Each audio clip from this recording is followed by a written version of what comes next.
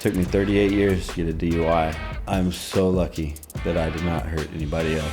Was that the court case that you had to go down for? Yes, sir. Is that all behind you now? It is. I just recently got out of jail. They extradited me back to Texas. Wait. You went to jail in sobriety for 3 months? Did.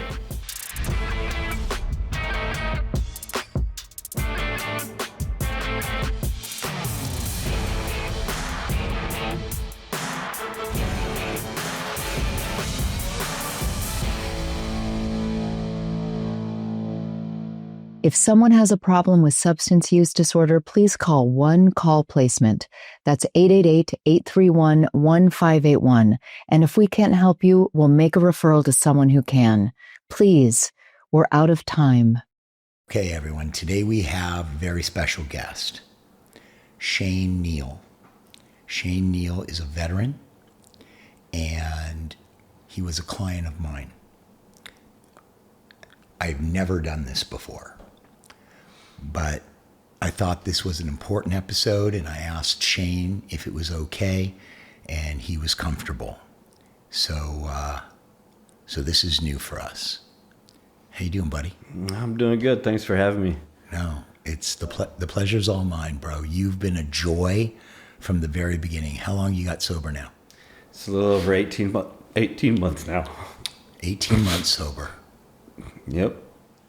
And so you came to me 18 months ago. Yes, sir. At One Method, you invited me in and came in and changed my life. Tell us a little bit about yourself and about your journey. Oh, man. So I was born and raised in Texas, Midland, Texas. My birthday's actually today. Happy big birthday, 40. buddy. 40 years old. Yeah, 30s are done. I see this as a new start and just a blessing coming ahead, and I couldn't ask for anything more. Why'd you go to the military? I joined the military mainly because of my family. We have a history in our family. My great-grandfather was a Marine. My biological father was in the Army, served in Vietnam. My stepdad was a Marine. So it's been my family for a long time, and after 9/11, I took the opportunity when I graduated high school in 2004 to go in. So you couldn't wait to go in. Couldn't wait to go in. You were waiting 3 years to go in. Yes, sir. You're right, dude. You're the best. You're an absolute hero. That is such a man up thing to do. Well, thank you so much. Yeah. So what branch of the military were you in? I was in the Marine Corps from April 2004 to April of 2012. You loved it? Absolutely loved it. If I could do it all over again, I would. Why don't you? Got medically discharged, and I just got out and started doing my own thing, but found out soon enough that was the wrong thing to do. What was your medical discharge about? I got hit and hurt my back pretty bad. How's your back now? It's doing okay. Being in the gym every day, just taking proper measures to stretch and do everything I need to do to take care of myself.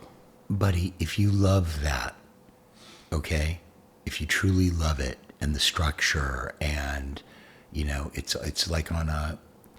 it's like for lack of a better word, it's like a mill. It's on automatic pilot. That's a better word. That's how the military is, right? Systems.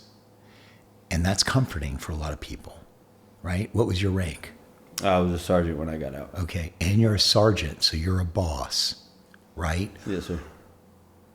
And you're serving your country. Why wouldn't you go back and say, I'm healthy now, I want to go back, I love my country, I want to go back to work? I just did my time. My time was over. So I had to end that chapter and start a new one. Cool. So you don't want to do that again? I mean, like I said, if I could do it all over again, I would, but it's time for better things now. Okay. All right. Well, we'll talk about that off air. Okay. Because we're only responsible for our own happiness. You know what I mean? We've got to be our own advocates. When did you start drinking and using? Oh, that was early in my life. I started at the age of 14 drinking alcohol. It was just the thing to do. We were just bored, and we just started drinking, drank throughout high school. Started doing drugs at a young age as well. And then I got clean to join the Marine Corps. And then, of course, being in the Marine Corps, my first duty station was Okinawa, Japan. And when I got over there, they switched the drinking age to 18. So, of course, I'm going to divulge. And I sure did that. Yeah. Do you do drugs? No, I did not do drugs. You didn't do drugs? No. Okay, good. So when you got to One Method, first of all, how'd you get to us? Do you remember? Oh man, that's a path that I never thought I would go on. I was training with a guy in the gym who introduced me to the Sparta group in San Diego, and he ended up knowing a guy that worked at Wounded Warriors? No, it was my first rehab that I went to in Del Mar, California. And then so I did that for 30 days. And then that's when I got transferred up to One Method. And once I got to One Method, I was there, and I didn't know why I was there or what to do or anything at that point. But it soon became clear that my life was changing.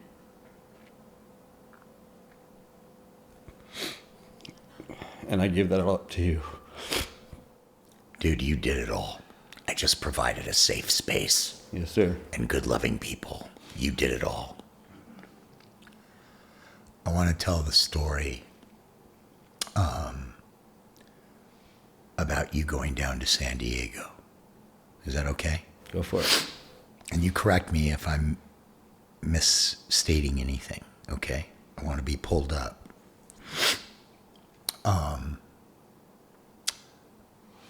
I heard you were leaving, right, to go away for the day, and I was concerned. So I remember calling the nurse's office, and I said, "Can you please grab Shane for me?"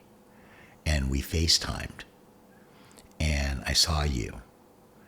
And what did I say to you when I saw you? I was like, dude, I was like, you're not going to see your probation officer tomorrow looking like that. Are you insane?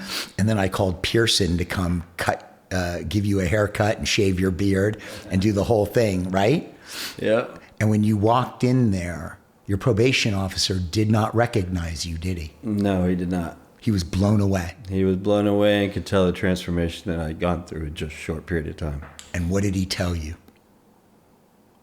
He just said I was just doing a good job.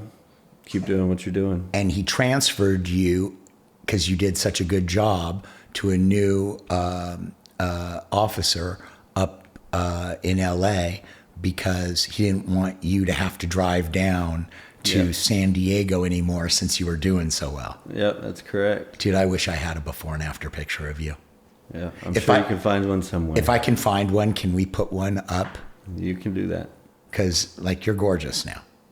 I mean, you're just the best. Okay. All right.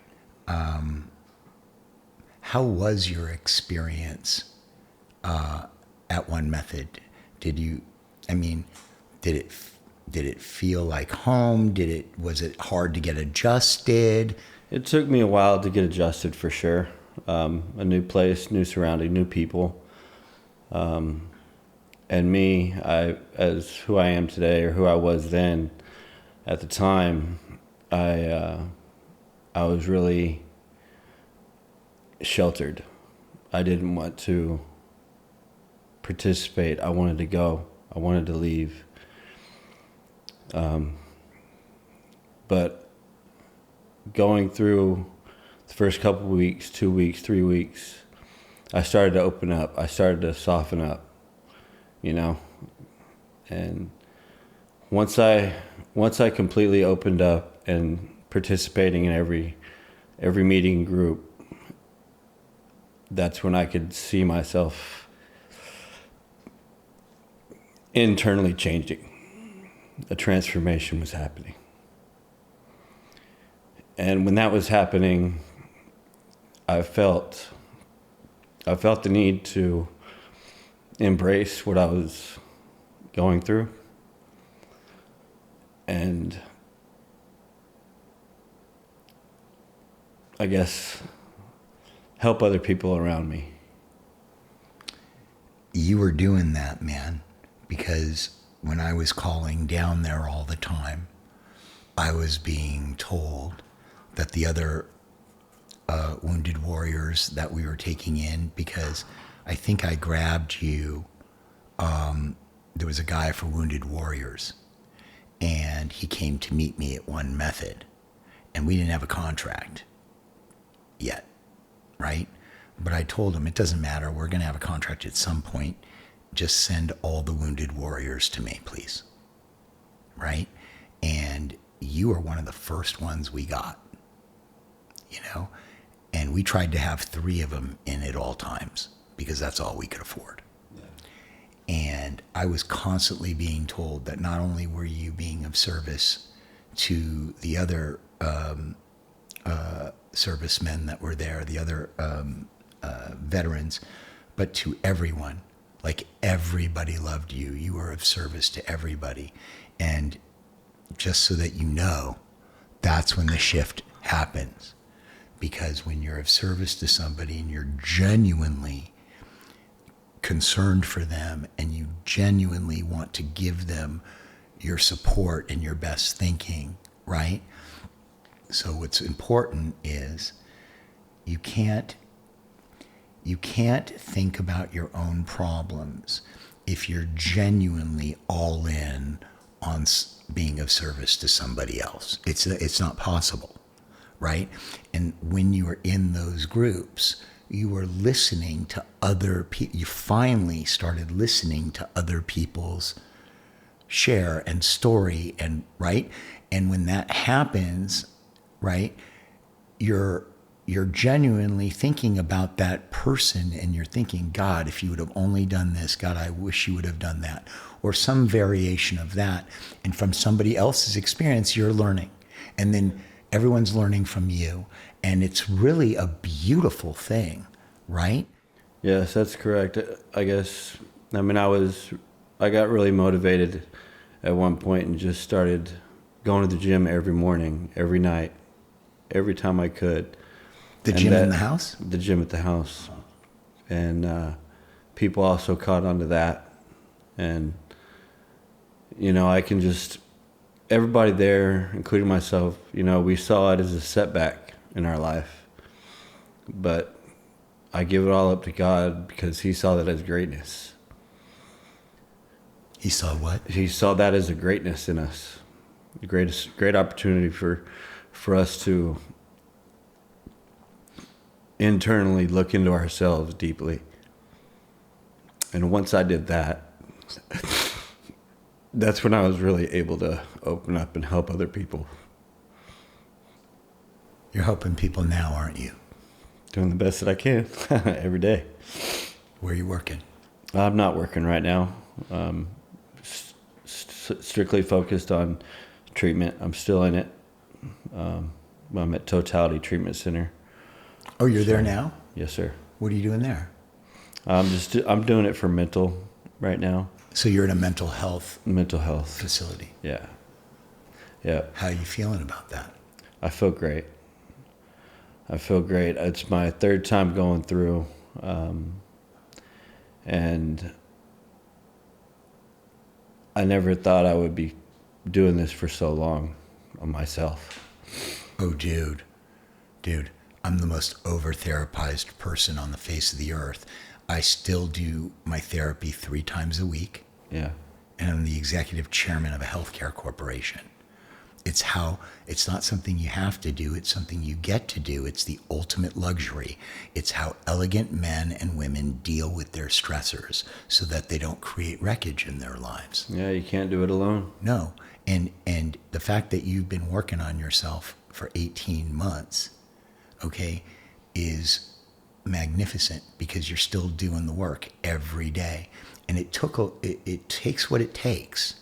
You know, some people may go, 18 months and not back to work. They didn't see you when you got here. No. Okay? It's a totally different deal.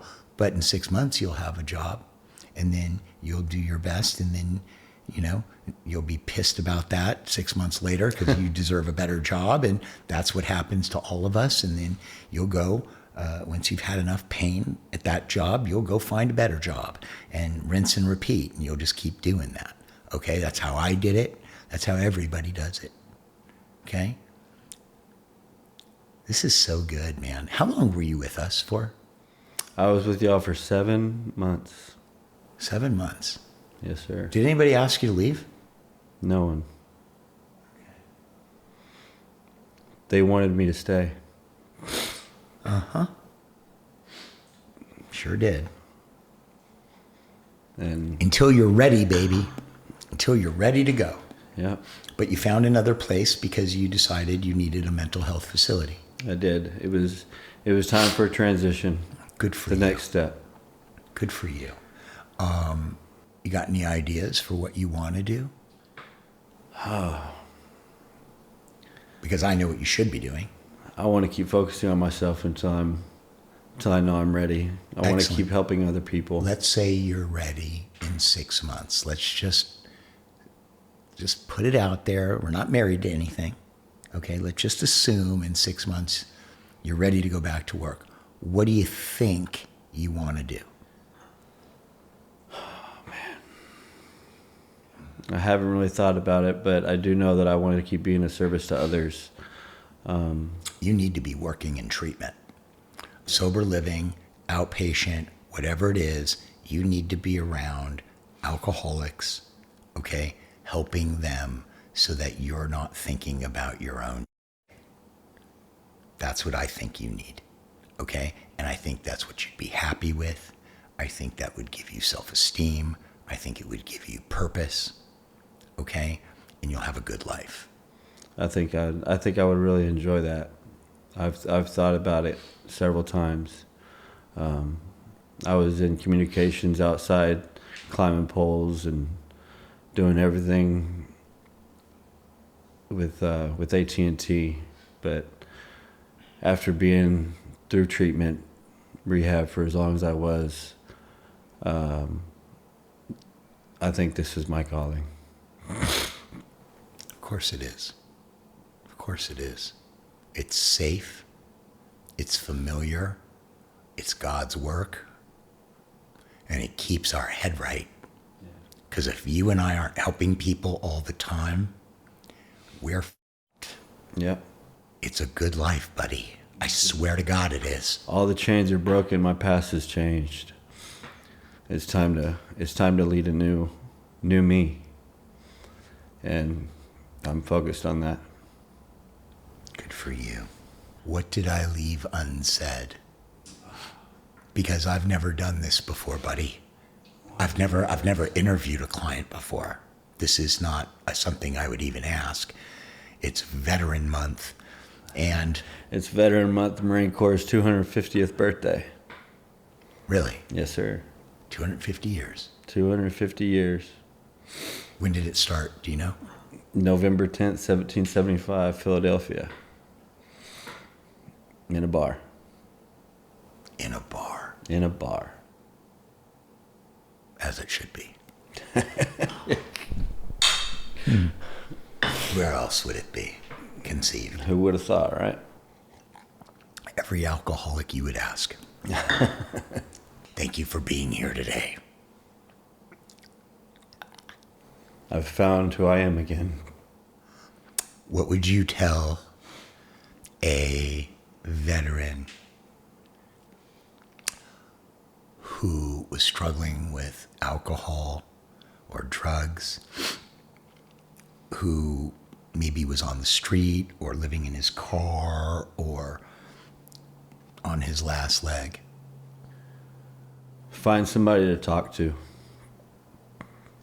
Don't stay closed. Let somebody know what's wrong. There's somebody out there that can help everybody. That's what happened to me.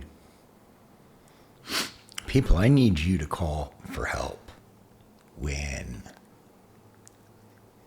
you or a loved one is struggling all the time.